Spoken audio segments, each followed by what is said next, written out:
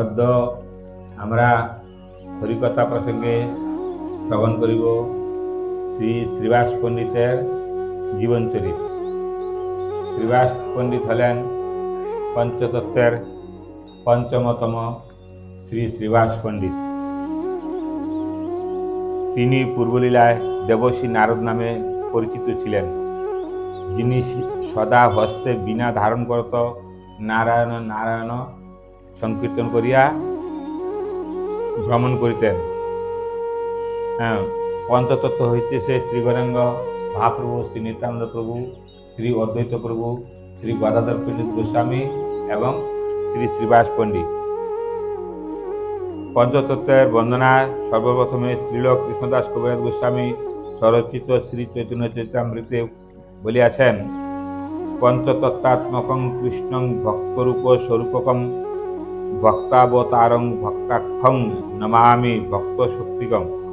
অর্থাৎ ভক্তরূপ স্বয়ং শ্রী চৈতন্যদেব, ভক্তস্বরূপ শ্রী নিত্যানন্দ প্রভু, ভক্তাবতার শ্রী অদ্বৈত প্রভু, ভক্ত নামক শ্রী শ্রীবাস পণ্ডিত এবং ভক্ত শক্তি শ্রী গদাধর পণ্ডিত গোস্বামী। এই পঞ্চতত্ত্ব শ্রীকৃষ্ণ চৈতন্যচন্দ্রকে আমি প্রণাম করি।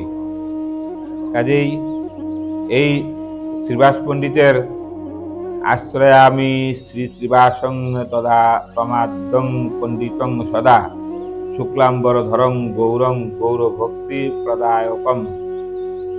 অর্থাৎ শুক্লাম্বরধারী গৌরবর্ণ বিশিষ্ট শ্রী গৌরভক্তি প্রদানকারী পণ্ডিতাগ্রগণ্য শ্রী শ্রীবাসের আশ্রয় সতত গ্রহণ করি।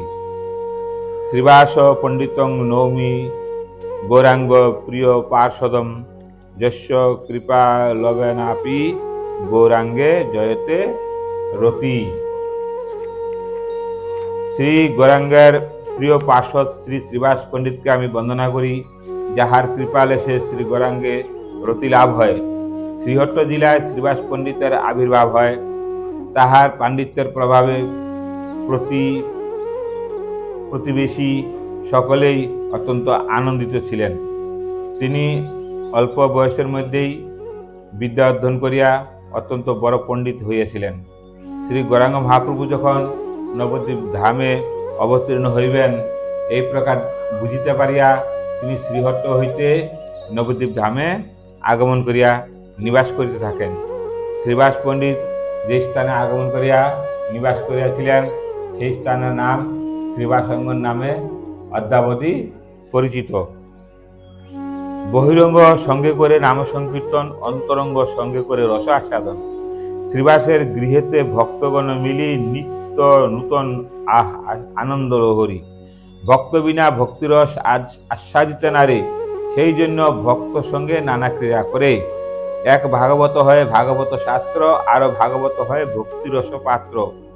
ভক্ত সঙ্গে ভগবান যত ক্রিয়া করে, ভক্ত বিনা সেই রস আস্বাদিতে নারে, সেই জন্য ভক্তভাব করহ সম্বল, আর যত বিদ্যা সব যায় রসাতল। শ্রীমন মহাপ্রভু আবির্ভাবের তিথিতে শ্রীবাস পণ্ডিত, শ্রী অদ্বৈত প্রভু এবং অন্তরঙ্গ ভক্তগণ এই স্থানে আগমন করিয়াছিলেন। আর তাহার মহাপ্রভুর বিশেষ প্রসঙ্গ আলোচনা হচ্ছে মহাপ্রভুর প্রকট হইতে আরম্ভ করিয়া প্রায় অপ্রকট পর্যন্ত, অর্থাৎ মহাপ্রভু যখন নীলাচলে গমন করেন সেই অবধি শ্রীবাস পণ্ডিত মহাপ্রভুর সঙ্গে ছিলেন। সেই জন্য শ্রীবাস পণ্ডিত তাহার যে জীবন অত্যন্ত সুবিখ্যাত। আর এই শ্রীবাস পণ্ডিতের মাধ্যমেই মহাপ্রভুর যত সব লীলা বিস্তার, মহাপ্রভুর যত সব সেই লীলা বিস্তার হইয়াছে, সেই সঙ্গে শ্রীবাস পণ্ডিত এবং তাহার স্ত্রী মালিনী দেবী সুবিখ্যাত।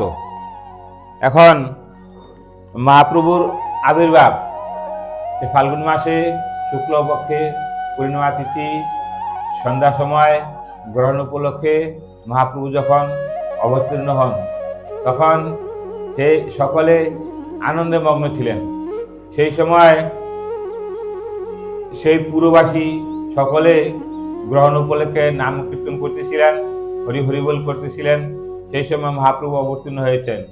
এই সংবাদ যখন সেই সময় মহাপ্রভু যখন প্রকট হন, তাহার গৃহে ছিলেন সেই সুতিকা গৃহে ছিলেন সেই মালিনী দেবী এবং মহাপ্রভুর সেই সম্মুখে তাহাকে প্রথমে দর্শন করিয়াছেন এবং তাহাকে দর্শন করিয়া আনন্দে শ্রীবাস পণ্ডিতকে যখনই এই কথা বলেন, শ্রীবাস পণ্ডিত সেই নারদ শক্তি সেই জন্য পুরবাসী সকলের নিকটে তাহা ব্যক্ত করিতে থাকেন। তখন সকলে আসিয়া সেইভাবে হলুদ এবং দহি ইত্যাদি এনে আনন্দ উৎসব অর্থাৎ সেই মহাপ্রভুর প্রকট আবির্ভাব তিথিকে যাপন করিয়াছিলেন। কাজেই এই যে মালিনী দেবী তাহার যে জীবন অত্যন্ত আনন্দিত, কেননা অত্যন্ত ধন্য। তিনি মহাপ্রভুর সবসময় সেই বাল্যকাল থেকে সেই সেবাতে নিযুক্ত ছিলেন। একদিন শ্রী জগন্নাথ মিশ্রের মনে আজ পুত্রের বাৎসল্য প্রেম কোথায় বিচরণ করিতেছে তাহা নিজে বলিতে পারিতেছেন না। তাই এই ভাব দেখিয়া শ্রীবাস পণ্ডিত তাহাকে জাতকর্ম করাইবার জন্য আজ্ঞা করিলেন। আচার্য রত্ন শ্রীবাস জগন্নাথ মিশ্র পাশ আসিতারে করি সাবধান, করাইল জাতকর্ম দেয়া ছিল বিধি ধর্ম, তবে মিশ্র করে নানা দান, যৌতুক পাইল যত, ঘরে বা আছিল কত, সব ধন বিপ্রে দিল দান, যত নর্তক গায়ক ভাট অকিঞ্চন জন, ধন দিয়া কইল সবার মান, শ্রীবাসের ব্রাহ্মণী নাম তার মালিনী, আচার্য রত্নের পত্নীর সঙ্গে সিন্দুর হরিদ্রা তৈল খৈল কলা নারিকেল দিয়া পূজে নারীগণ রঙ্গে, অদ্বৈত আচার্য ভার্য জগত পূজিতা আর্যা, নাম তার শ্রী সীতা ঠাকুরানী, আচার্যের আজ্ঞা পাইয়া গেলা উপহার লইয়া দেখিতে বালক শিরোমণি। এইভাবে শ্রীবাস পণ্ডিতের পত্নীর নাম মালিনী দেবী। জগন্নাথ মিশ্রের অন্তরঙ্গ প্রিয় বন্ধু যেমন শ্রীবাস পণ্ডিত, তেমন এই শ্রী সতী মাতার অন্তরঙ্গা প্রিয় সখী শ্রী মালিনী দেবী। মহাপ্রভু শ্রীমতী রাধারানীর ভাবকান্তি আর বিলাস লইয়া যখন সতী মাতার গৃহে অবতীর্ণ হইলেন, শ্রী মালিনী দেবী শ্রীবাস পণ্ডিতের মুখে ইঙ্গিতে বুঝিতে পারিয়া হৃদয়ে আনন্দ আর ধরে না। তিনি সতীকা গৃহে গমন করিয়া প্রভুর বদন প্রান্তে তাকাইয়া স্তুতি করিতে লাগিলেন। সতীমাতার সমস্ত কার্যের ভার ছিল মালিনী দেবীর উপর। তিনি শ্রী গৌরাঙ্গ মহাপ্রভুর ধাত্রীমাতা নারায়ণী দেবী। এই যে গৌরাঙ্গ মহাপ্রভু ধাত্রীমাতাকে ছিলেন নারায়ণী দেবী, আর মালিনী দেবী ছিলেন তাহার সহায়কারী। কাজেই এইভাবে তাহার সেই প্রথমে যখন অবতীর্ণ হন মহাপ্রভু, তখন তাহার জাতকর্ম এইভাবে সমাধা করাইয়াছিলেন সকলে মিলেমিশে। শ্রী মালিনী দেবী শিশু শ্রী গৌরাঙ্গের আকর্ণ বিস্তীর্ণ কনক কেতকী সদৃশ নয়ন যুগল কাজলের উজ্জ্বল রেখা টানিয়া দিয়াছিলেন। আরো কি করিয়াছিলেন, তিনি সেই নীল সুতার রক্ষা ডোর বন্ধন করিয়া দিয়াছিলেন। এইভাবে সকলে এসে সেই অদ্বৈত গৃহিণী সীতা দেবী এবং পুরবাসী সকল জনগণ এই স্থানে আগমন করিয়া সেই ধাত্রীমাতা নারায়ণী দেবী এবং মালিনী দেবীর সহিত সকলে মিলেমিশে এই শুভ কার্যকে সমাধা করিয়াছিলেন। অতঃপর একদিন শ্রী গৌরাঙ্গ মহাপ্রভু দেখেন একটি সর্পের উপরে মাথা দিয়ে শুয়ে আছেন। তখন সতীমাতা সকলে এসে দেখে সেই মালিনী দেবী এসে ভয়ে চিৎকার করতে লাগলেন। যখনই চিৎকার করতে লাগলেন, তখন সর্প সেই তাহাদের চিৎকার শব্দ শ্রবণ করিয়া ভয়ে পালান করিলেন। তখন সতীমাতা গিয়ে তাহাকে খুলে নিলেন এবং সেই মালিনী দেবী সেই নৃসিংহদেবের নাম এইভাবে স্তবস্তুতি করতে লাগলেন এবং সতীমাতাকে বললেন, আজ তোমার পুত্রের একটা বিরাট ফাড়া গেল, না জানি কত কিছু হয়ে যেত।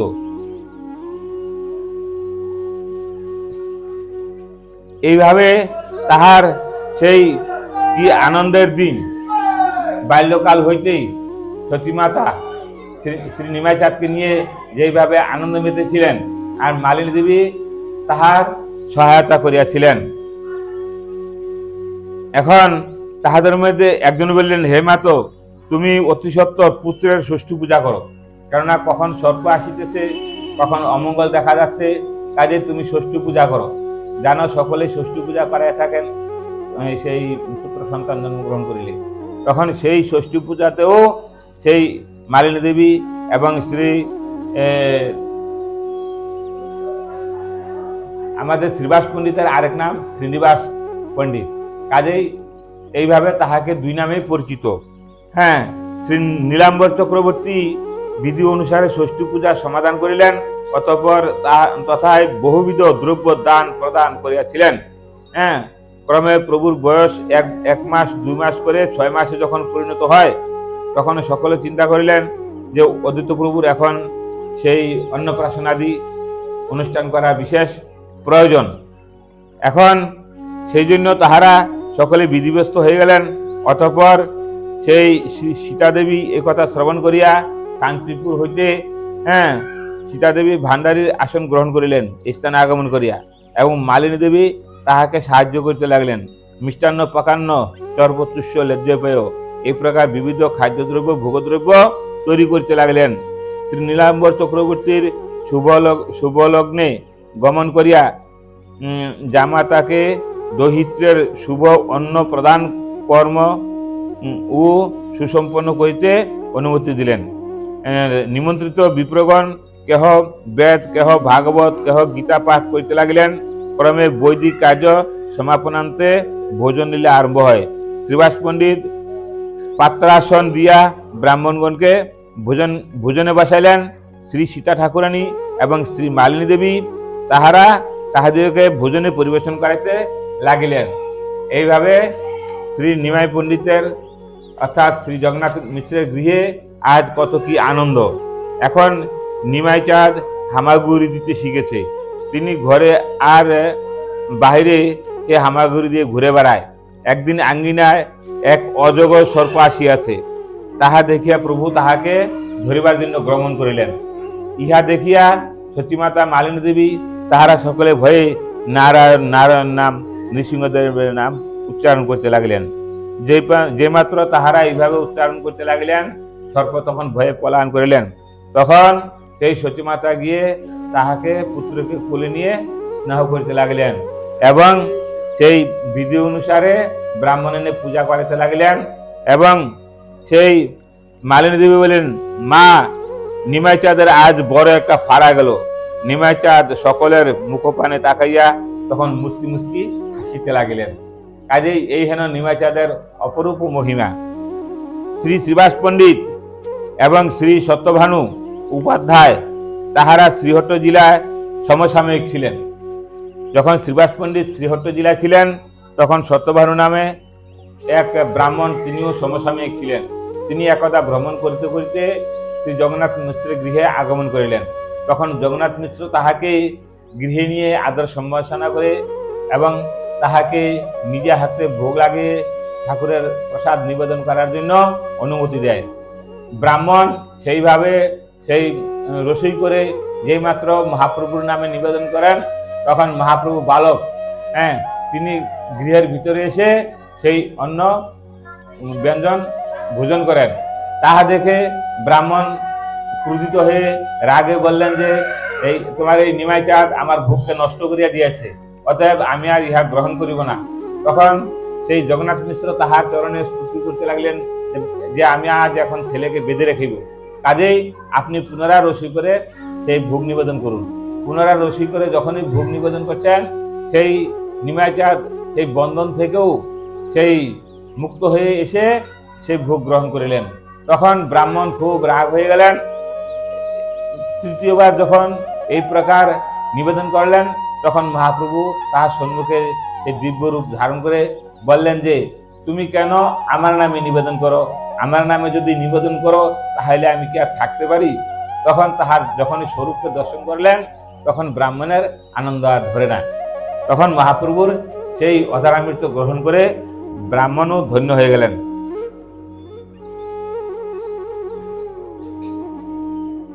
একদা শ্রী নিমাইচাঁদ গৃহে শয়ন করিয়া আছেন। কোন এক কার্যবশত শ্রী নারায়ণী দেবী গৃহাভ্যন্তরে গমন করিয়া দেখিলেন শ্রী নিমাইচাঁদের মস্তকের উপরে এক প্রকাণ্ড শ্বেতবর্ণ সাদা অজগর সাপ। এই মহাপ্রভু কিন্তু কয়েকবার সতীমাতাকে মালিনী দেবীকে সর্প দর্শন করাইয়াছেন। কেননা সেই মহাপ্রভু তো সেই নারায়ণ না, সেই ক্ষীরোদশায়ী সেই স্থানে ছিলেন, সেই কিনা বলে সেই ফণিনাগ। কাজেই সেই নাগকে মহাপ্রভু এই স্থানে দর্শন করিয়াছেন সকলকে। বাল্য অবস্থায় শ্রী গৌরাঙ্গ মহাপ্রভু মালিনী দেবীর যে সেবা বিস্তার, নিমাইচাঁদ বয়স ক্রমশ যখন পঞ্চম বর্ষ অতীত হইতে লাগিল, তখন সতীমাতা এবং জগন্নাথ মিশ্র পুত্রকে বিদ্যা শিক্ষা লাভের জন্য চিন্তা করিতে লাগিলেন। তখন বিদ্যা অধ্যয়নের জন্য প্রথমে তাহাকে কি পূজা করাইতে হয়। সরস্বতী পূজা সমাপনান্তে হস্তে খড়ি দিতে হইবে, সেই জন্য তিনি শুভ দিন স্থির করিলেন। এদিকে নিমাইচাঁদকে অলঙ্কারে সুসজ্জিত করিবার জন্য শ্রী মালিনী দেবী বিভিন্ন প্রকার যথা হস্তের, চরণের, গলার ইত্যাদি অলঙ্কার শ্রী সতীমাতার সন্নিকটে একত্র করিতে লাগলেন। মাতা আনন্দে তাহাকে শৃঙ্গার করাইতে লাগলেন। আর সেই গৃহাভ্যন্তরে দিব্যাসনে শ্রী সতীনন্দন অলঙ্কারে বিভূষিত হইয়া তখন বসিয়া আছেন। হাতে খড়ি দিবে তো, তখন মিশ্র পুরন্দর সেই সরস্বতী মাতার পূজা করিয়া তার হস্ত ধারণ করিয়া ক খ অ আ ইত্যাদি লিখাইলেন। তাহলে প্রথমে খড়ি দিলেন কে? মিশ্র পুরন্দর। অতঃপর কি করলেন? সেই সুদর্শন পণ্ডিত, মিশ্র পুরন্দরের কুলপুরোহিত, তাহার একটি পাঠশালা ছিল। তখন নিমাই পণ্ডিতকে সেই পাঠশালায় প্রেরণ করিলেন। এখন তিনি সেই স্থানে গিয়ে সেই বিদ্যা শিক্ষা লাভ করতে লাগলেন। সেই নিমাই পণ্ডিত নিত্য পাঠশালায় গমন করিবার পূর্বে শ্রী মালিনী দেবী তাহাকে বিবিধ প্রকার শৃঙ্গার করিয়াইতেন। কখনো তাহাকে হাতে ধরে কোলে করে সেই বিদ্যালয়ে নিয়ে যেতেন। কাজেই মালিনী দেবীর সেবা মহাপ্রভুর বিরাট অতি প্রশংসনীয়। এখন সূর্যদাস পণ্ডিতের টুলে নিমাইচাঁদ বিদ্যা শিক্ষা সমাধান করিয়া তিনি শ্রী জগন্নাথ মিশ্র তাহাকে কোথায় পাঠাইলেন? শ্রী গঙ্গাদাস পণ্ডিতের টুলে। এখন গঙ্গাদাস পণ্ডিতের টুলে গিয়েও তিনি সেইভাবে বিদ্যা শিক্ষা করতে লাগলেন। আর নিত্য প্রভুকে শ্রী মালিনী দেবী বসন ভূষণ পরিধান করিয়া বিদ্যালয়ে প্রেরণ করাইতেন। এইভাবে তিনি সেই মহাপ্রভুর সেবায় লিপ্ত থাকিতেন। কাজেই একদিন নিমাইচাঁদ বিদ্যালয়ে গমন করিবার চলে গঙ্গার ধারে গমন করিয়া যে স্থানে নদিয়াবাসী রমণীগণ গঙ্গা পূজা করতেন, সে স্থানে গিয়ে সেই তাহাদের সঙ্গে কখনো জল ছিটা, কখনো কলসি ভেঙে দেওয়া, এইভাবে লীলা বিস্তার করতেন। আর যখনই তাহারা ভোগ নিবেদন করতেন, তখন মহাপ্রভু বলতেন, এই পূজাটা আমাকে দিলে সখী সুন্দর, আরে সুন্দর স্বামী পাবি। তাহারা যদি রাগ করতেন, তখন বলতেন কি, বুড়া বুটো পাবি গো, এই পূজাটা আমাকে না দিলে সত্যি বুড়া বুটো পাবি গো। তখন তারা সেই ভয়ে ভয়ে সেই মহাপ্রভুকে ভোজন করাইতেন। এইভাবে মহাপ্রভু তাহাদের নিকট হইতে সেই ভোজন গ্রহণ করেছিলেন। কাজেই এই যে মহাপ্রভুর লীলা বিস্তার, কোনো কোনো সময় মহাপ্রভু এইভাবে যখন গঙ্গার তটে সেই তাদের সহিত লীলাতে মত্ত থাকতেন, তখন সতীমাতা দেবী দেখে মালিনী দেবীকে প্রেরণ করতেন যে যাও যাও দেখি ছেলেটা কোথায় আছে। তখন তিনি এই স্থানে এসে কখনো ওই স্থান থেকে নিয়ে যেতেন, আর কখনো কখনো ঘুরে ঘুরে কোথাও পেতেন না। পরে ঘরে গিয়ে দেখেন মায়ের অঞ্চলে ধরে নিমাইচাঁদ দাঁড়িয়ে আছেন। এইভাবে নিমাইচাঁদ বড় হতে লাগলেন। এখন একদা সেই নবদ্বীপবাসী সেই রমণীগণ নিমাইচাঁদকে যখন সেই পূজা দিতেন না, ভোজন করতেন, কোনোদিন যদি নিমাইচাঁদকে দেখতে না পেতেন, তখন তাহারা ছলনা করে সেই বৃন্দাবনের মতো সেই মায়ের নিকটে যেতেন। গিয়া বলতেন, দেখো মা, দেখো তোমার ছেলেটা আমাদের নৈবেদ্যগুলি সব ভোজন করে দিল, আমাদের গঙ্গা পূজাটাই নষ্ট করে দিল। আর এইদিকে ইঙ্গিতে মহাপ্রভুকে বলতেন, তুমি আবার যাবে, গিয়ে আমার সেই নৈবেদ্য গ্রহণ করবে। তখন মাতা কি করতেন? সেই পুত্রকে স্নেহ করে আবার শাসনও করেন যে তুমি কি আমার ঘরে কিসের অভাব আছে, তুমি কেন তাহাদের নৈবেদ্যকে সেই নষ্ট করছো। তখন মহাপ্রভু বলতেন ইঙ্গিতে যে দেখো তাহারা আমাকে আহ্বান করে সেজন্য আমি যাই। হ্যাঁ, এইভাবে মহাপ্রভু তাহাদের সহিত লীলা বিস্তার করতেন। সেই সময় আমাদের সেই মালিনী দেবী বলতেন দেখো তোমার বড় ছেলে বিশ্বরূপ সে সন্ন্যাস নিয়ে চলে গেছে, কাজে তুমি যদি তাহাকে বেশি শাসন করো তাহলে সেও চলে যাবে। তখন মা এই কথা যখনই শুনতেন তখন তাহাকে শাসন না করে সেই কুলে করে আদর যত্ন করতেন। এইভাবে মহাপ্রভু মায়ের নিকটে সে আদর যত্ন লাভ করিতেন। হ্যাঁ, এখন একদিন মাতা চিন্তা করলেন, জগন্নাথ মিশ্র চিন্তা করলেন যে আমার বিশ্বরূপকে লেখাপড়া শিখাইছিলাম, সে পণ্ডিত হয়েছিল, তার বিদ্যা জ্ঞান অনেক হয়েছিল, সেই জন্য এই সে সন্ন্যাস নিয়ে চলে গেছে, কাজে আমার ছেলেটাকে মূর্খ রাখাই ভালো, বেশি লেখাপড়া শিখেলে সে আবার চলে যাবে, একটা মাত্র সন্তান, কাজে কি করি উপায়, তাহাকে মূর্খ রাখাই ভালো। তখন সকলেই বললেন যে দেখো তাহাকে তো মূর্খ রাখাবে, কিন্তু মূর্খ রাখলে সকলে আবার তাহাকে সেই বিভিন্নভাবে ছলচাতুরি করে তাহার নিকটে হইতে নৈবেদ্যাদি লুট করে নিয়ে খেয়ে যাবে। তখন তাহাকে আবার লেখাপড়া শেখানোর জন্য সেইভাবে সেই নিযুক্ত হলেন। এভাবে ক্রমে যখন দিন যাচ্ছে তখন ৮ম বৎসর অতিবাহিত হইয়া ৯ম বৎসরে গমন করিলেন। তখন সেই সতীমাতা এবং জগন্নাথ মিশ্র চিন্তা করলেন যে নিমাই চাঁদকে কি করা যায়, উপনয়ন দেওয়া দরকার। ব্রাহ্মণেরা ৯ম বছরে উপনয়ন দেয়, হ্যাঁ, মন্ত্র দেয়, তখন সেই পৈতা দেয় যাকে বলা হয়। এখন কি করলেন, সেই যখনই সেইভাবে চিন্তা করলেন তখন শ্রী জগন্নাথ মিশ্রের বাক্যানুসারে শ্রীবাস পণ্ডিত বিবিধ প্রকার উপনয়নের সামগ্রী সংগ্রহ করতে লাগলেন, যেমন জব, দধি, রজত, কাঞ্চন ইত্যাদি সংগ্রহ করতে লাগলেন। আর মালিনী দেবী শঙ্খ, ঘণ্টা, দুর্বা, খই, সিন্দুর, তৈল, হরিদ্রা ইত্যাদি সংগ্রহ করতে লাগলেন। আজ মালিনী দেবীর সঙ্গে শ্রী নদীবাসী নগরীগণের বিভিন্ন ভাবে সেবা সহায়তা করতে লাগলেন। এইভাবে জগন্নাথ মিশ্রের গৃহে আজ আনন্দ আর ধরে না।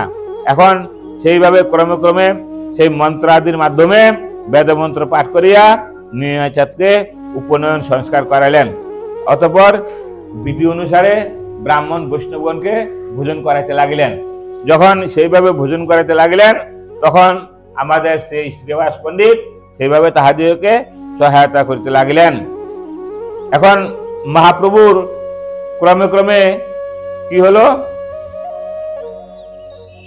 ১০ম বৎসর বয়সে হঠাৎ এক ক্রন্দনের রোল উঠে, অর্থাৎ মহাপ্রভু পিতা পরলোক গমন করেন সেই জগন্নাথ মিশ্র। তখন সকলে কান্নাকাটি করতে থাকে, সতীমাতাও কান্নাকাটি করে, তাহা দেখে নিমাই চাঁদ যখন কান্নাকাটি করতে লাগলেন তখন সকলে মিলে নিমাই চাঁদকে সকলকে সান্ত্বনা করতে লাগলেন। আচার্য প্রভু শান্তিপুরে অবস্থানের জন্য বর্তমানে শ্রীবাস পণ্ডিত নিমাই চাঁদকে দেখাশোনা করে রাখিতেন। গদাধর পণ্ডিত গোস্বামী গঙ্গাদাস পণ্ডিতের টুলে বিদ্যাভ্যাস করিতে ছিলেন, সেই জন্য উভয়ে একসঙ্গে বিদ্যালয়ে গমন করিয়া বিদ্যা অধ্যয়ন করতে লাগিলেন। এখন সকলে সেইভাবে তাহাদিগকে সান্ত্বনা করাইয়া নিমাই চাঁদকে লেখাপড়া করানোর জন্য গদাধর পণ্ডিত গোস্বামী সহিত সেই গঙ্গাদাস পণ্ডিতের টুলে বিদ্যা শিক্ষার জন্য প্রেরণ করতে লাগলেন। এখন সতীমাতা ও মালিনী দেবী উভয়কে একসঙ্গে ভোজন ও বিশ্রামের সুব্যবস্থা করিয়া দিলেন। আর জীবের হৃদয়ে কভু আসিতেছে সুখ, কখনো তাহাদের হৃদয়ে আসিতেছে দুঃখ। এইভাবে সতীমাতার গৃহে সুখ দুঃখের লহরী বহিতেছিল। সতীমাতার গৃহে শ্রীমন মহাপ্রভুর উপনয়ন সংস্কার যখন সমাপ্ত হয়ে যায়, অতঃপর মহাপ্রভুকে বিদ্যা শিক্ষানোর করানোর জন্য কি করলেন, চিন্তিত হয়ে গেলেন। তখন সেই গঙ্গাদাস পণ্ডিতের টুলে বহু ছাত্র ছিল, মুরারি গুপ্ত, শ্রী গদাধর পণ্ডিত গোস্বামী, শ্রী কমলাকান্ত, শ্রী কৃষ্ণানন্দ ইত্যাদি তাহাদের সহিত মহাপ্রভু বিদ্যা অধ্যয়ন করিয়া সেইভাবে সুপণ্ডিত হইয়াছিলেন। এখন মহাপ্রভুকে বয়স যখন ১৫ বছর হয় তখন গঙ্গাদাস পণ্ডিতের টুলে লেখাপড়া শেষ করিয়া ন্যায় শাস্ত্র পড়াইবার জন্য সেই মহাপ্রভুকে শ্রীল বাসুদেব সার্বভৌম পণ্ডিতের টুলে ভর্তি করাইলেন, তথা হইতে বেদ পড়াইবার জন্য অদ্বৈত আচার্যের গৃহে পাঠাইলেন। এইভাবে প্রভুকে বিদ্যা শিক্ষায় সুপণ্ডিত করিয়া দিলেন। এই দেখাচ্ছেন জীবকে যে আপনি আচরি ধর্ম জীবকে শিখায়। এইভাবে জন্মগ্রহণের পর বিদ্যা অধ্যয়ন করা বিশেষ প্রয়োজন। কাজেই বিদ্যা অধ্যয়ন করিলে তবে জগতে মান্যতাপ্রাপ্ত লাভ হইয়া থাকে, সকলে তাহাকে আদর সম্মান করিয়া থাকে। মহাপ্রভু কি মুরারি গুপ্ত গদাধর পণ্ডিত গোস্বামী এইভাবে সকলের সহিত সেই চলাফেরা করছেন। একদিন শ্রীবাস পণ্ডিতকে এবং মুরারি গুপ্ত তাহাদেরকে ফাঁসির কথা জিজ্ঞাসা করতেন। কেননা ফাঁসির কথা যখনই জিজ্ঞাসা করতেন তখন শ্রীবাস পণ্ডিত এই কথা শ্রবণ করিয়া তাহার মনে আনন্দ আসতো না, সেই জন্য তিনি মহাপ্রভু থেকে দূরে দূরে থাকিতেন। হ্যাঁ, কিন্তু আজ নিমাই পণ্ডিত ফাঁকি জিজ্ঞাসা না করিয়া একদিন রাস্তায় যখন সেই শ্রীবাস পণ্ডিতকে দেখতে পেলেন তখন তাহাকে হস্ত দূরে স্তুতি করলেন। তখন স্তুতি শুনে আজ শ্রীবাস পণ্ডিতের হৃদয়ে আনন্দ আর ধরে না, তখন তাহাকে আশীর্বাদ দিলেন যে এখন তোমার মতিগতিটা ঠিক হয়েছে, কাজেই তুমি যে লেখাপড়া শিখেছ এখন তোমার বুদ্ধি ঠিক হয়েছে। এইভাবে তাহাকে আশীর্বাদ দিলেন যে এখন তুমি বড় পণ্ডিত হয়েছ, কাজেই এখন তুমি দেশে সেই বিদ্যা শিক্ষা প্রচার করো। হ্যাঁ, এখন নিমাই পণ্ডিতের যখন 18 বছর বয়স হয় তখন বৃদ্ধজননী পুত্রকে একটা বিবাহ করার জন্য চিন্তা করালেন। তখন সেই মাতা কি করলেন, যে জগন্নাথ মিশ্র তো চলিয়া গেলেন, এখন সতী মাতা কি করলেন, প্রথমে সেই জগন্নাথ মিশ্রের প্রিয় বন্ধু ছিলেন শ্রী বল্লভাচার্য, তাহার একমাত্র কন্যা 10 বছর বয়স্ক ছিল লক্ষ্মী দেবী। হ্যাঁ, বনমালী আচার্য নিমাই পণ্ডিতের এই শুভ পরিণয়ের সম্বন্ধ স্থির করিলেন। এইভাবে সেই লক্ষ্মী দেবীর সহিত সর্বপ্রথম সেই নিমাই চাঁদের বিবাহ বন্ধনে আবদ্ধ হয়। অতঃপর নিমাই পণ্ডিত যখন সেই বিদ্যা প্রচারের জন্য বঙ্গদেশে গমন করেন, সেই সময় লক্ষ্মী দেবী সেই নিমাই পণ্ডিতের বিরহে, সেই সর্প বিরহ বলা হয়, সেই বিরহে তিনি দেহকে পাত করেন। যখনই লক্ষ্মী দেবীর বিজয় হয় তখন সেই সতীমাতা এবং সকলে কান্নাকাটি করতে থাকেন। অতঃপর নিমাই চাঁদ যখন গৃহে ফিরে আসেন তখন মায়ের ক্রন্দন দেখে মাতাকে সান্ত্বনা করাইলেন এবং সে নিমাই চাঁদ তখন গৃহে আনমনস্কভাবে থাকে এবং মাতাকে সান্ত্বনা করায়। অতঃপর মাতা চিন্তা করলেন যে পুত্রকে পুনরায় আরেকটি বিবাহ স্থাপনা করা বিশেষ প্রয়োজন। তখন তিনি কি করলেন, সেই নবদ্বীপে ছিলেন কে সনাতন মিশ্র নামে পণ্ডিত ব্রাহ্মণ, তাহার একটি কন্যা ছিল, তাহার নাম শ্রী বিষ্ণুপ্রিয়া দেবী। তখন সেই সনাতন মিশ্রের কন্যা বিষ্ণুপ্রিয়া দেবীর সহিত এই নিমাই পণ্ডিতের পুনরায় দ্বিতীয়বার বিবাহ কার্য সুসম্পন্ন করান। সেই সময় সেই আমাদের শ্রীবাস পণ্ডিত, মালিনী দেবী, অদ্বৈত আচার্য, মুরারি গুপ্ত ইত্যাদি সকলে বিভিন্নভাবে সেবায় সহায়তা করিয়াছিলেন।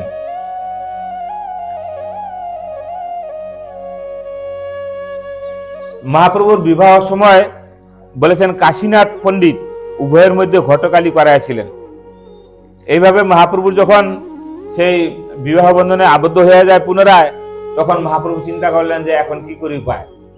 গ্রামবাসী অনেকেরা বলিতে লাগিলেন যে মহাপ্রভু পিতা জগন্নাথ মিশ্র সেই যে দেহ রক্ষা করিয়াছে, তাহার পুত্র সে গয়া গিয়ে পিণ্ড দেওয়ার বিশেষ প্রয়োজন। এই কথা শ্রবণ করে তখন মহাপ্রভু চিন্তা করলেন যে আমি এখন গয়াধামে যাব পিতার পিণ্ডদান উপলক্ষে। হ্যাঁ, তখন কি করলেন, তিনি যখন যাবেন স্থির করলেন, তখন সতীমাতা কিছুতেই রাজি হচ্ছেন না। অতঃপর ছেলেকে সেই পাঠালেন কোথায়, জননীর বাক্যানুসারে শ্রী চন্দ্রশেখর আচার্যকে সঙ্গে লইয়া শ্রী নিমাই পণ্ডিত গয়াধামে যাত্রা করিলেন। সেই গয়াধামে গিয়ে সেই গয়ার যে তীর্থ আছে গয়াঘাট এবং সেই স্থানে যে তাহার চরণ চিহ্ন আছে সেই স্থানে পিতৃ শ্রাদ্ধ তর্পণ করেন এবং আরও অনেকগুলি স্থান আছে সেই স্থানে গিয়েও পিতৃতর্পণ করেন। অতঃপর সেই সময় ছিল কে শ্রী শ্রীল ঈশ্বরপুরীপাদ। মহাপ্রভু যখন নবদ্বীপে ছিলেন তখন একবার ঈশ্বরপুরীপাদ স্থানে আগমন করিয়াছিলেন।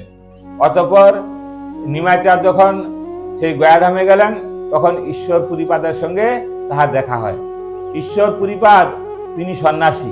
সন্ন্যাসীর ধর্মই ছিল দেশ বিদেশে ভ্রমণ করা, এবং তাহাদের ছিল অযাচিত বৃত্তি, তাহারা ছিল নিষ্কিঞ্চন, তাহারা ছিলেন সেই নিষ্ঠাবান, ধর্মপরায়ণ এবং ভজনানন্দী মহাত্মা।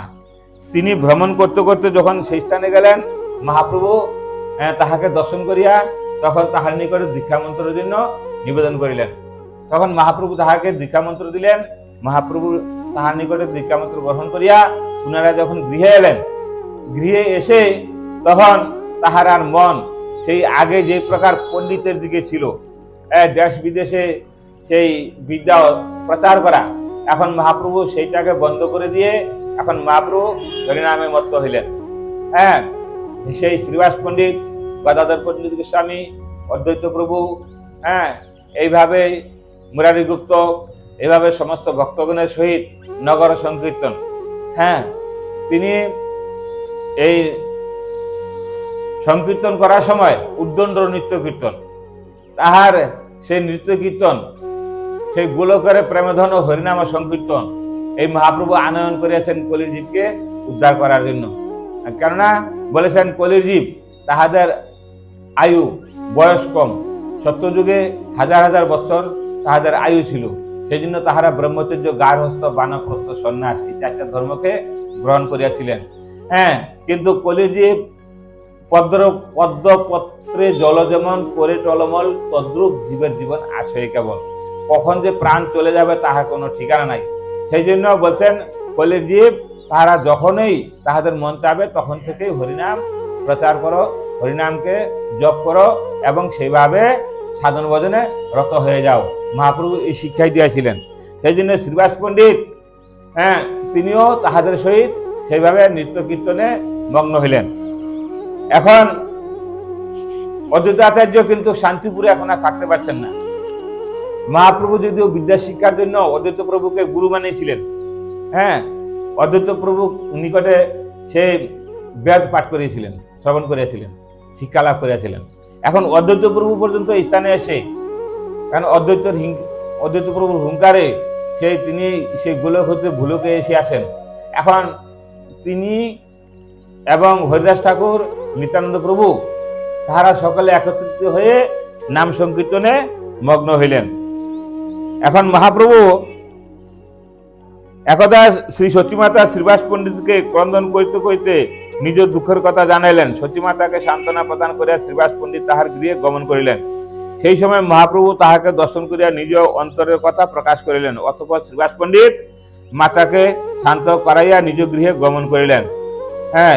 এইভাবে আমাদের শ্রী চৈতন্য ভাগবত, শ্রী চৈতন্য চরিতামৃত, শ্রী চৈতন্য মঙ্গল ইত্যাদি গ্রন্থে সুন্দরভাবে আলোচনা আছে। একদিন কৌতুকবশত শ্রীমন মহাপ্রভু শ্রীবাস পণ্ডিতকে বললেন যে, বলো শুনি তুমি আচার্যকে কি রূপে বৈষ্ণব মনে করো? তদুত্তরে তিনি বললেন, সুখ কি প্রহ্লাদ। যখন ওই সুখ অথবা প্রহ্লাদ বললেন তখনই অদ্বৈত প্রভুকে দিলেন একটা চপেটাঘাত। কে আমার নারাকে তুমি সেই সুখ আর এই প্রহ্লাদ বলছো? তাহারা তো সেই ভক্ত, আর তিনি তো হলো পরম সেই মহাবিষ্ণু অবতার শ্রী অদ্বৈত চন্দ্র। এইভাবে তাহাকে শিক্ষা দিয়েছিলেন। এখন মহাপ্রভু কি করলেন? অদ্বৈত প্রভুর বাক্য মানে মহাপ্রভু অদ্বৈত প্রভুর বাক্যে শান্ত হইয়া শ্রীবাস পণ্ডিতকে বলিলেন। এখন এইভাবে যখন চপাটাঘাত দিলেন তখন অদ্বৈত প্রভু মহাপ্রভু হাতে ধরলেন, বলছে আর নয়। তখন তাহাকে শ্রীবাস পণ্ডিতকে সান্ত্বনা দিলেন। আর এইভাবে তাহাদের মধ্যে যে প্রেম প্রীতি, মানে কে বড় কে ছোট, সেগুলি মহাপ্রভু শিক্ষা দিয়াছিলেন। কাজেই সেই নিত্যানন্দ প্রভুটাকে সেই শেষসাই সংকর্ষণ অবতরী নারায়ণ, যার অংশ কলাতে গমন। কাজে কৃপা সিন্ধু, ভক্তিদাতা, জগতের হিতকর্তা সেই রাম, রোহিণী নন্দন। আর গৌরাঙ্গ মহাপ্রভু তো হইল সেই রাধার ভাবকান্তি আর বিলাস নিয়ে নদী এসে উদয় হলেন। আর এই যে এইভাবে পঞ্চত শ্রীবাস পণ্ডিত হলেন কে? সেই নারদের কৃপা শক্তি, হ্যাঁ, শ্রীবাস পণ্ডিত, আর গদাধর পণ্ডিতকে রাধা শক্তি গদাধর। এই যে পঞ্চতত্ত্ব, এই যে তাহারা এই যে কলিকালে কলির জীবকে তাড়ানোর জন্য এইভাবে অবতীর্ণ হইয়া আমাদের গোস্বামীগণকে তাহারা হইলেন আমাদের সেই যে সখী মঞ্জরীগণ আছেন, সেই সখী মঞ্জরীগণই এই স্থানে সেই গোস্বামীগণ রূপে প্রকটিত হইয়াছেন। সেই ব্রজে আমাদের সেই রাধাকৃষ্ণকে সখী এবং মঞ্জরীগণ যেভাবে সেবা করিয়াছিলেন, সেই সেবা সুখটাই এই শ্রীবাস পণ্ডিতের গৃহে, অর্থাৎ যে শ্রীবাস আঙ্গিনায়, সেই স্থানে সেই স্বরূপে সেই লীলাকে স্মরণ কীর্তন ইত্যাদি করিয়াছিলেন। সেই জন্য শ্রীবাস অঙ্গনকে বলা হয় কি গুপ্ত বৃন্দাবন। আমাদের শ্রীবাস অঙ্গনটা হইল গুপ্ত বৃন্দাবন। মহাপ্রভু যদিও সতী মাতার কাছে থাকেন, কিন্তু তিনি যখনই সেই ব্রজলীলা রসের কথা মনে পড়ে, তখনই তিনি সেই স্থান হইতে চলিয়া যান শ্রীবাস অঙ্গনে। তখন শ্রীবাস অঙ্গনে সমস্ত ভক্তগণ একত্রিত হন। এই যে মহাপ্রভু যখনই নবদ্বীপে প্রকট হন, তখন আমাদের যে গোস্বামীগণ, আমাদের যে পঞ্চতত্ত্ব, তাহারা কিন্তু নবদ্বীপে ছিলেন না।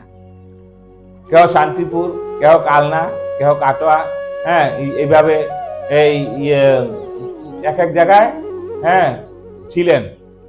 যে প্রকার চুম্বক লোহাকে আকর্ষণ করে, তদ্রূপ মহাপ্রভু যখন প্রকট হয়, হ্যাঁ, তখন এই তাহার পরিকরগণ সকলে মহাপ্রভুর নিকটে আগমন করেন। বর্তমানে শ্রীহট্ট জেলা বলছেন বাংলাদেশের অন্তর্গত। পূর্বে এই বাংলাদেশটা পাকিস্তান ভারতবর্ষের মধ্যে স্থিত ছিল, হ্যাঁ। সেই জন্য এই তাহাদের যে বলছে মহাপ্রভুর পরিকরগণ পুরা সেই বঙ্গ জুড়ে আছে। এখন বঙ্গ বলতে আমাদের যে বর্তমানে যে বাংলাদেশ, সেটাও ভারতবর্ষের মধ্যে ছিল। সেই স্থান হইতে তাহারা স্থানে আগমন করিয়াছিলেন। এবং তাহারা যখন মহাপ্রভু যখন সন্ন্যাস নিয়ে নীলাচলে গমন করেন, তখন শ্রীবাস পণ্ডিত এই কুমারহট্ট থেকে এসেছিলেন।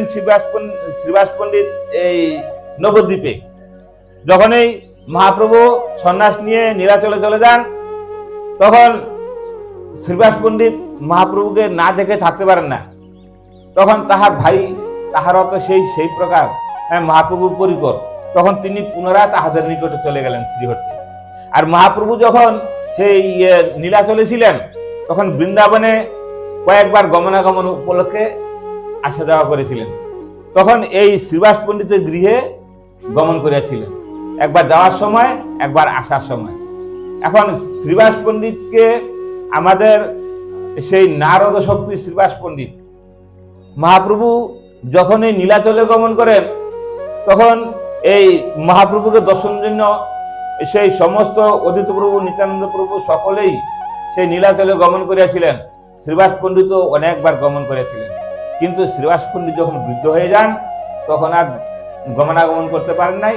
তখন সেই স্থানেই ছিলেন এবং সেইভাবে লীলারসে মত থাকিতেন। মহাপ্রভু যখন নীলাচলে ছিলেন, তখন ভক্তগণ সেই জগন্নাথের রথযাত্রা উপলক্ষে সেই স্থানে গমন করিয়া মহাপ্রভুকে দর্শন এবং মহাপ্রভু সহিত লীলা বিস্তারে মগ্ন ছিলেন। কখনো রথাগ্রে নৃত্য কীর্তন করিতেন, কখনো সেই অনেক প্রকার সেখানে ইন্দ্রধূম্র সরোবর, নরেন্দ্র সরোবর, মার্কণ্ডেয় সরোবর ইত্যাদি সরোবরে কখনো জলকেলি, কখনো নৌকা বিহার ইত্যাদি ভাবে লীলাতে মগ্ন ছিলেন। আমাদের সেই শ্রীবাস পণ্ডিত যখন মহাপ্রভু নবদ্বীপ হইতে গয়াধামে চলে যান পিতৃ শ্রাদ্ধ উপলক্ষে, তখন মহাপ্রভু নিজে বলিয়াছিলেন মালিনী দেবীকে, তুমি মাকে দেখাশোনা করবে।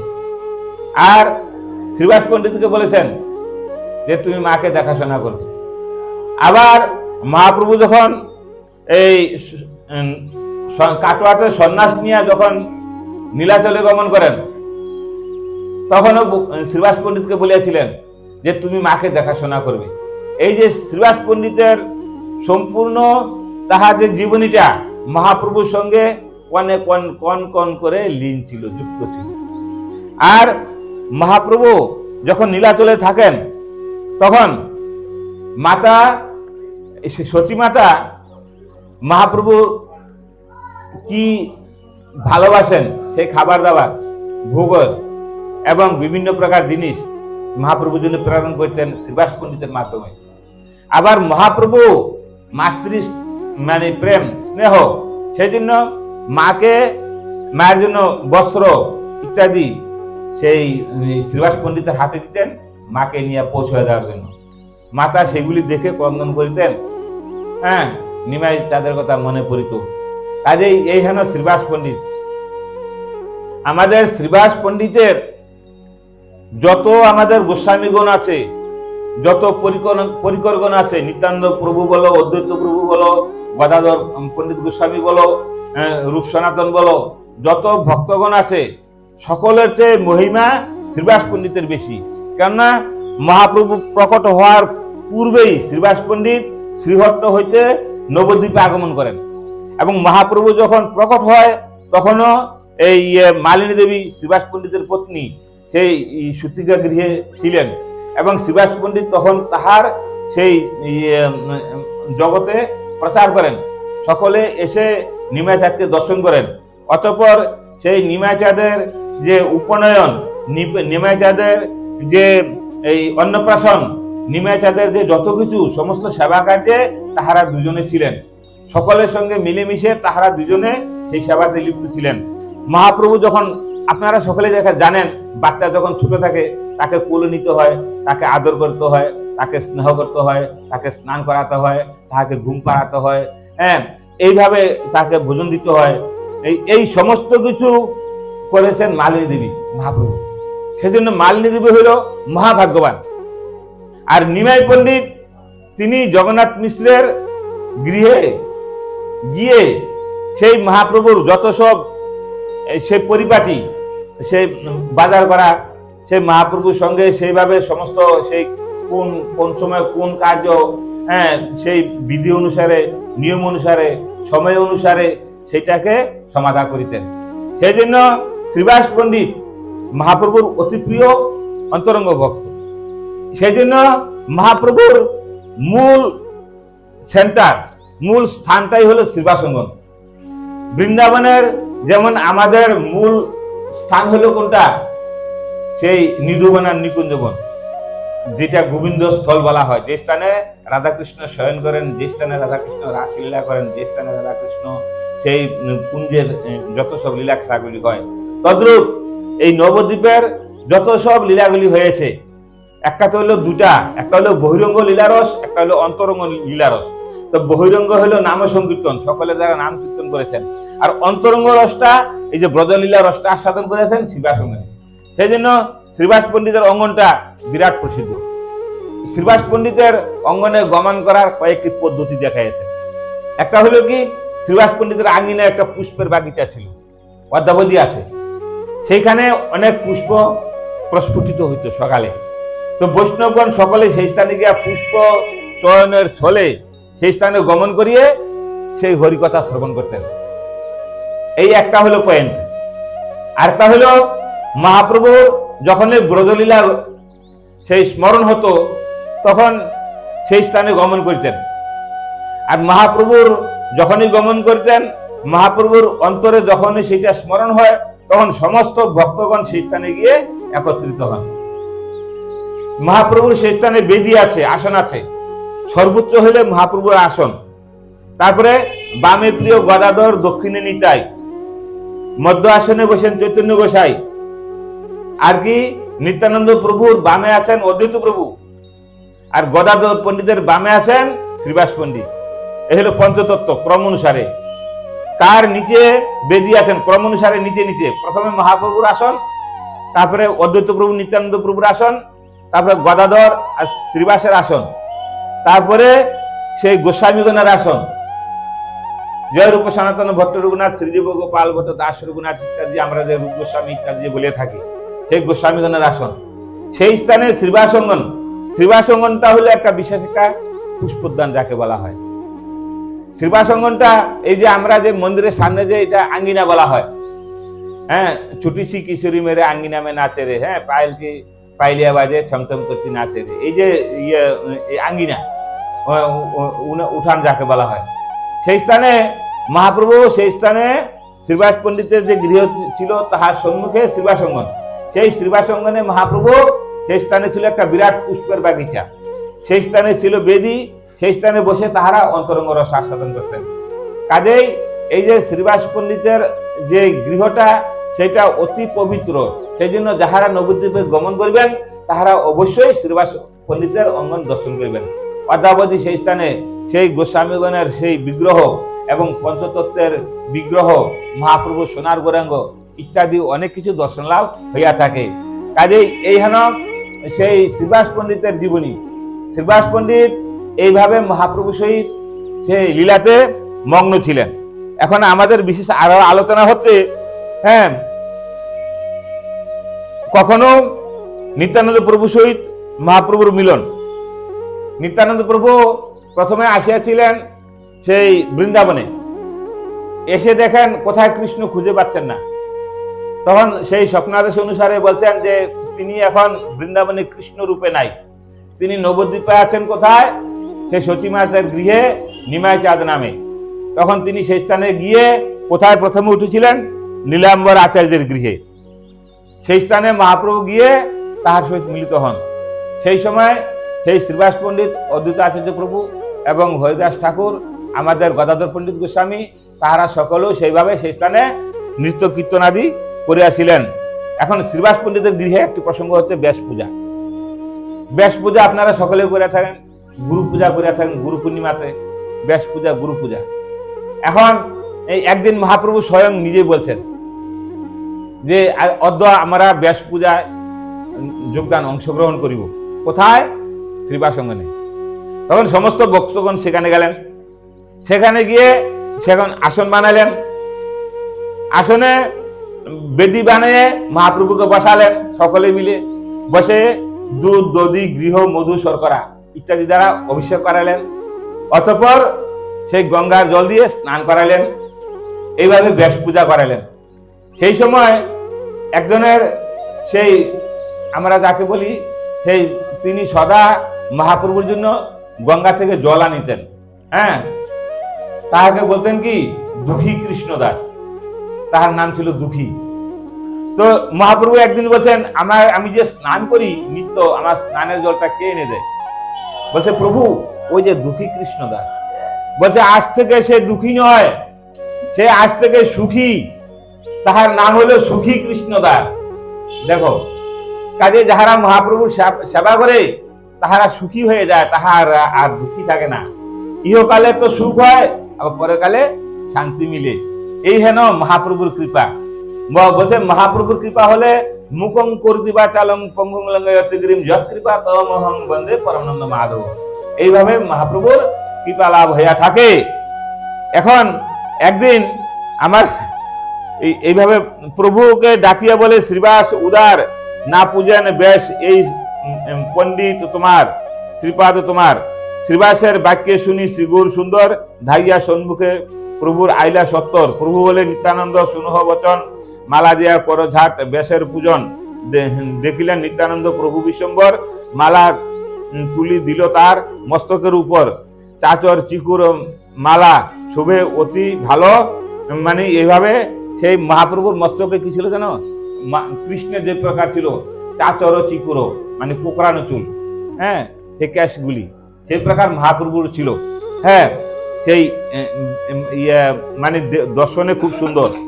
হ্যাঁ, কাজে যখন সেই স্থানে সেইভাবে ব্যাস পূজা করছিলেন, মহাপ্রভুকে শ্রীবাস পণ্ডিত গোস্বামী, অদ্বৈত প্রভু, শ্রী সার্বভৌম পণ্ডিত, তাহারা কখনো সর্বভুজ রূপে দর্শন করিয়াছেন, কখনো চতুর্ভুজ রূপে দর্শন করিয়াছেন। কাজেই এই যে শ্রীবাস পণ্ডিতকেও মহাপ্রভু সেই সর্বভুজ রূপে দর্শন দেওয়া ছিলেন। সেই আমাদের সেই সার্বভৌম পণ্ডিতকেও সর্বভুজ মূর্তিতে দর্শন দেওয়া ছিলেন। অদ্বৈত আচার্য প্রভুকে চতুর্ভুজ রূপ দর্শন দেওয়া করেছিলেন। কাজেই এই যে মহাপ্রভু জগৎকে দেখাইয়াছেন যে মানে তাহার মাধ্যমে, ক্রিয়ার মাধ্যমে আমরা বুঝিতে পারি তিনি স্বয়ং ভগবান। কখনো মহাপ্রভু অঙ্গনে বসেছেন, সকলকে স্তনপান করাইয়াছেন। কখনো ভক্তরা নাম কীর্তন করছেন, নগর কীর্তনে গিয়ে বলছেন প্রভু আমাদের ক্ষুধা লেগেছে, তখন মহাপ্রভু একটা আমের সেই বীজ এনে রোপণ করেছেন, সঙ্গে সঙ্গে গাছ হলো, সঙ্গে সঙ্গে ফুল হলো, সঙ্গে সঙ্গে ফল হলো, পেকে গেল, সকলকে আস্বাদন করাইলেন। সেই আমঘাটা নামক স্থান অদ্যাবধি দর্শনীয়। কাজেই মহাপ্রভু এইভাবে ভক্তগণের সঙ্গীত লীলা বিস্তার করিয়াছিলেন। আবার মহাপ্রভু ভক্তগণের সহিত কখনো কিন্তু ক্রোধান্বিত হয়েছিলেন। বলছে প্রতিটা যুগে যুগে, বলছে গীতাতে বলেছে না, যদা যদাহি ধর্মস্য গ্লানির ভবতু ভারত অভ্যুত্থান মধর্মস্য তদাত্মনং শ্রীরামং পরিত্রাণায় সাধুনাং বিনাশায় চ দুষ্কৃতাং ধর্ম সংস্থাপনার্থায় সম্ভবং যুগে যুগে। কিন্তু রামচন্দ্র অবতারেও তিনি অসুরকে বধ করেছেন, কৃষ্ণ অবতারে অসুরকে বধ করেছেন, কিন্তু মহাপ্রভু যে কলিতে অবতীর্ণ হয়েছেন বলছে এব অস্ত্র না ধরিব, নামে প্রেম বিলাইব, আর কি জীবে এই নাম প্রেমের দ্বারা উদ্ধার করিব। সেই জন্য মহাপ্রভু জগাই মাদাইকে সেইভাবে নাম প্রেম দিয়ে উদ্ধার করিয়াছিলেন, আর কাজী মহারাজকে নাম প্রেম দিয়ে উদ্ধার করিয়াছিলেন, চাপাল গোপালকে নাম প্রেম দিয়ে উদ্ধার করেছিলেন। এই সমস্ত লীলা খেলাতে আমাদের শ্রীবাস পণ্ডিত সেই সঙ্গেতে ছিলেন এবং সেইভাবে আনন্দে মেতেছিলেন। সেই জন্য শ্রীবাস পণ্ডিতের এই জগতে বিশেষ প্রসিদ্ধ। একদিন শ্রীবাস পণ্ডিতের গৃহে নিত্যানন্দ প্রভুর লীলা বিলাস। একদিন শ্রীবাস পণ্ডিতের গৃহে কিন্তু নিত্যানন্দ প্রভু যখন ছিলেন না, তখন যে প্রকার কানাই বলাই কৃষ্ণ বলরাম ছিলেন যশোদা মায়ের গৃহে, তদ্রূপ শ্রীবাস পণ্ডিতের গৃহে সেই নিত্যানন্দ প্রভু এবং মহাপ্রভু ছিলেন। তো তাহারা সেই মাতৃ স্নেহ সেইভাবে শ্রীবাস পণ্ডিতের সেই স্ত্রী যে মালিনী দেবী তাহার নিকট হইতে দুগ্ধ রস আস্বাদন করিয়াছিলেন, স্তনপান করিয়াছিলেন। আবার একদিন সেই মালিনী দেবী নিত্য সেই যে আরতি করে প্রদীপ সেটা কাকে উড়ে নিয়ে গেলেন, সেই অন্যের পাত্রটা। তখন সেই স্ত্রী কান্নাকাটি করছেন, আমার পাত্রটা নিয়ে গেল। তখন নিমাচাঁদ বলছে মা তুমি কান্নাকাটি করছো কেন? বলে এই অবস্থা। বলে চিন্তা করো না, তুমি বসো। কাকে ডাকছেন? সে ঠুটে করে নিয়ে চলে গেছে, কোথায় দেখতে পাচ্ছেন না। তুমি কোথায় গিয়েছো, নিয়ে এসো বলার সঙ্গে সঙ্গে কাক আবার সেই স্থানে রেখে গেল। তাহলে নিমাচাঁদ এইভাবে শিক্ষা দিয়েছেন। নিমাচাঁদের লীলা বিলাস কম নয়। কাজেই এই যে বলছে মা মালিনী দেবী তুমি কোনো চিন্তা করো না, আমি আছি তোমার সঙ্গে, তোমার সমস্ত দুঃখ আমি হরণ করে দেব। এই দুঃখের কথা বলতে বলা হয়েছে একদিন মহাপ্রভু এই নীলাচল হইতে যখন বৃন্দাবনের পথে যাচ্ছিলেন, সেই শ্রীহট্টে শ্রীবাস পণ্ডিতের গৃহে গিয়েছেন। তখন শ্রীবাস পণ্ডিত যত মহাপ্রভুর সঙ্গে ভক্তগণ ছিলেন তাহাদের ভোজনের ব্যবস্থা করাচ্ছেন। তো মহাপ্রভু বলছেন তুমি বৃদ্ধ ব্রাহ্মণ, তোমার ঘরে কিছুই নাই, তোমার শরীরে এত শক্তি নাই যে কষ্ট করে তাদের সেবা দিবে, তুমি এত ধন দৌলত কোথায় পাচ্ছ, কি করে তাদের সেবা দিবে? তখন তিনি 1 2 3 তিনটা তালি দিয়েছিলেন। বলছেন প্রভু আমি ধনের জন্য, আমার পেটের ক্ষুধার জন্য আমি 1 দিন 2 দিন 3 দিন দেখব, যদি আমি ক্ষুধায় থাকি হরিনাম করে, যদি আমার ভুক নিবারণ না হয় তাহলে আমি গঙ্গায় গিয়ে ঝাঁপ দিব। এই কথা শ্রবণ করে মহাপ্রভু বলছেন স্বয়ং লক্ষ্মী যদি ভিক্ষা করে তাহার ভান্ডার যদি ফুরিয়ে যায়, তোমার ঘরে ভান্ডার কোনোদিনও ফুরাবে না। মহাপ্রভু আশীর্বাদ দিয়ে গেলেন। কাজেই এই হেন শ্রীবাস পণ্ডিতের সঙ্গে মহাপ্রভু লীলা বিলাস করিয়াছেন। আমাদের সেইভাবে আরো বলিয়াছেন, লীলাতে তো অনেক আছে, স্থানে সংক্ষেপে আলোচনা করছেন।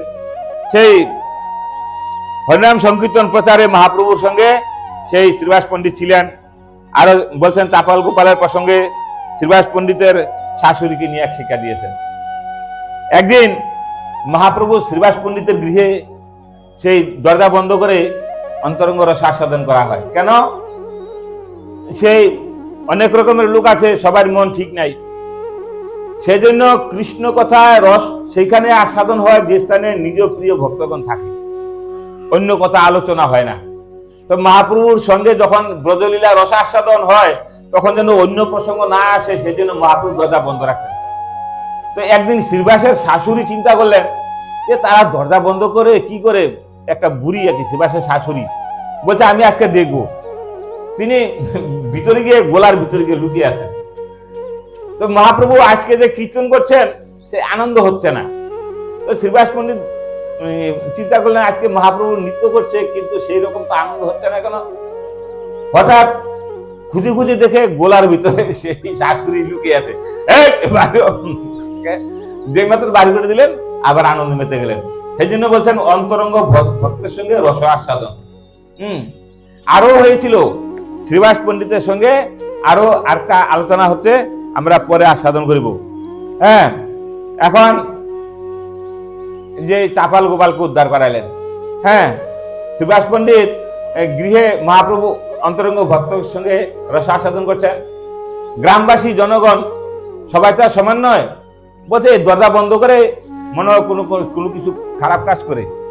তখন চাপাল গোপাল নামে ব্রাহ্মণ পণ্ডিত সবাই বললেন যে এটার একটা উপায় করো।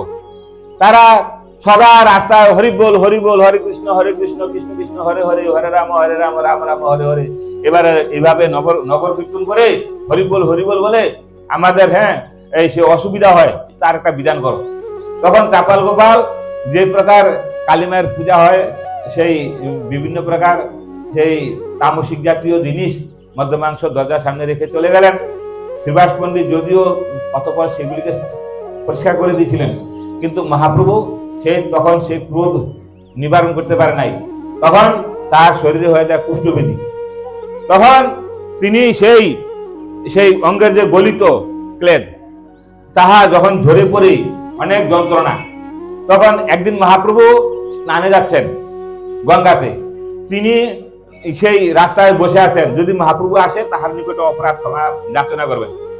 তো মহাপ্রভু তাকে দেখে বলছে দুনিয়ায় সকলকে উদ্ধার করব কিন্তু তোমাকে উদ্ধার করব না, এই বলে মহাপ্রভু কেটে চলে গেলেন। তিনি কষ্ট পাচ্ছেন, মহাপ্রভু নীলাচলে চলে গেলেন। অতঃপর মহাপ্রভু যখন সে বৃন্দাবন উপলক্ষে যখন সে অদ্বৈত আচার্যের গৃহে এলেন, তখন সেই চাপাল গোপাল আসলেন যে প্রভু অনেক কষ্টে আসতেন, বলছে প্রভু এবার আমাকে মুক্ত করো। বলছে আমি তোমাকে মুক্ত করবো না, যাহার নিকটে অপরাধ হয়েছে তাহার নিকটে যাও। কাহার নিকটে? শ্রীবাস পণ্ডিতের নিকটে। তখন শ্রীবাস পণ্ডিতের নিকটে গিয়া যখন হাত জোড় করলেন, তখন শ্রীবাস পণ্ডিত কৃপা করলেন, তখন তিনি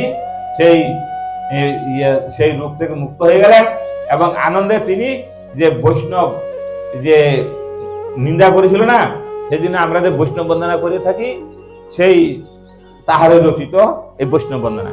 কাজে এইভাবে মহাপ্রভু সেই শ্রীবাস পণ্ডিতের মাধ্যমে অনেক শিক্ষা দিয়েছেন। আমাদের আরো আছে, একদিন শ্রীবাস পণ্ডিতের গৃহে মহাপ্রভু ভক্তগণের সহিত নৃত্য কীর্তন করছেন। হঠাৎ শ্রীবাস পণ্ডিতের একটি মাত্র সন্তান ছেলে, সে প্রাণ চলে যায়, মৃত্যু হয়। তখন কানে কানে গিয়ে শ্রীবাস পণ্ডিতকে বলছেন মহাপ্রভু, তখন শ্রীবাস পণ্ডিত বলছেন সকলকে, মালিনী দেবী আদি সকলকে, দেখো আমার প্রভু নৃত্য কীর্তন করছে, আমার ছেলে চলে গেছে, কোনো দুঃখ নাই, যদি মহাপ্রভুর কীর্তনে বিঘ্ন হয় তাহলে কিন্তু আমি প্রাণ দিব। কেউ কোনো কথা বলবে না, চুপ। সকলে নিস্তব্ধ হয়ে আছে। হ্যাঁ, মহাপ্রভু নৃত্য কীর্তন করছেন, আর হঠাৎ মনে হলো যে কি যেন ভাবে, কি যেন কিছু একটা হয়েছে। তখন মহাপ্রভু বলছেন, হ্যাঁ শ্রীবাস পণ্ডিত, আর কি কিছু বুঝতে পারছি না, কিছু হয়েছে নাকি? বলছেন না প্রভু, আপনি কীর্তন করেন, সকলের সঙ্গে আনন্দে কীর্তন করছেন, তিনিও কীর্তন করছেন। বলছে আজকে আমার কীর্তন হবে অন্য প্রকার, অন্যদিন দরজা বন্ধ করে কীর্তন করি, আজ দরজা খুলে কীর্তন করব। মহাপ্রভু সেই কীর্তন করে করে করে তার যে পুত্র যে স্থানে শুয়ে আছে না, সেই স্থানে গমন করলেন। আর মহাপ্রভুকে দেখে সবাই স্তব্ধ হয়ে গেলেন। তখন শ্রীবাস পণ্ডিত হাত জোড় করছেন, বসে আছেন, আর মহাপ্রভু তাহার পাশে গিয়ে, বাচ্চা কি হলো, কি হয়েছে? তখন মহাপ্রভুর সঙ্গে শ্রীবাস পণ্ডিতের ছেলের প্রশ্ন উত্তর হতে যে সে আমাকে যতদিন পুত্র রূপে কামনা করিয়াছিল ততদিন আমার তাহার গৃহে ছিলাম আমি, এখন তাহার মনস্কামনা পূর্ণ হয়েছে, এখন আমি আমার জায়গায় চলে যাচ্ছি। একথা বলেই তিনি আবার সেই মৃতের মতো পড়ে গেলেন। তখন সকলেই বুঝতে পারলেন মহাপ্রভুর এই লীলাটা। এইভাবে মহাপ্রভু সকলকে শিক্ষা দিয়েছেন। কাজেই কে কার পুত্র, সেই জন্য বলছেন সাধন ভজন করো, কেহ সঙ্গে যাবে না। অতঃপর আমাদের এইভাবে শ্রীবাস পণ্ডিতের লীলা বিস্তার হচ্ছে। আমরা আবার ক্রমে ক্রমে আলোচনা করিব। ক্রমে ক্রমে শ্রীবাস পণ্ডিত সংক্ষেপে আরো বলা হয়ে যাচ্ছে। মহাপ্রভু যখন সন্ন্যাস নিয়ে নীলাচলে চলে যান, তখন সেই শ্রীবাস পণ্ডিত পুনরায় তাহার ভাইদের নিকটে সেই চলে আসেন শ্রীহট্টে, কুমারহট্টে। সেই স্থানে তিনি শেষ জীবনটা অতিবাহিত করেন। একদিন সেইভাবে কি হলো, কান্না রোল এলো। কিভাবে বলছেন, শ্রীবাস চরিত কথা অমৃত সমান, যেই জন পরে তিনি মহাভাগ্যবান। ভগবান পৃথিবীতে অবতীর্ণ হইয়া লীলা খেলা করিলেন জীবের লাগিয়া, তাহারই পূর্ণ সেবা করিল শ্রীবাস, সেই জন্য তার গুণ জগতে প্রকাশ।